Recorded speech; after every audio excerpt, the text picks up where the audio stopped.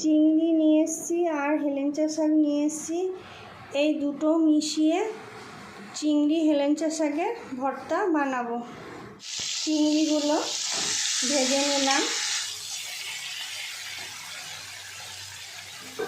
শুকনো লঙ্কাগুলো ভেজে নিলাম।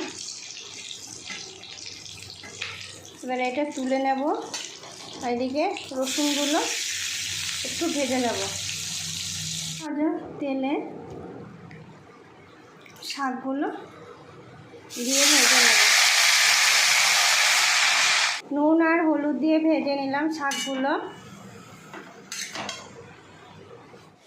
ভাজা হয়ে গেছে, নামিয়ে নেব।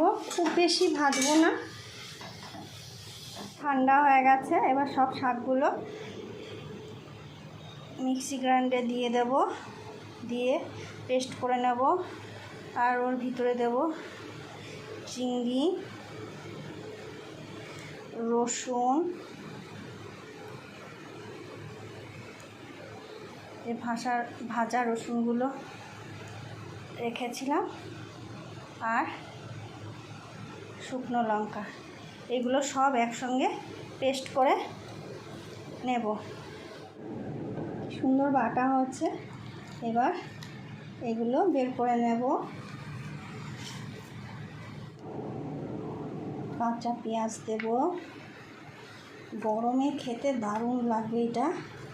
শুকনো লঙ্কা, তেল,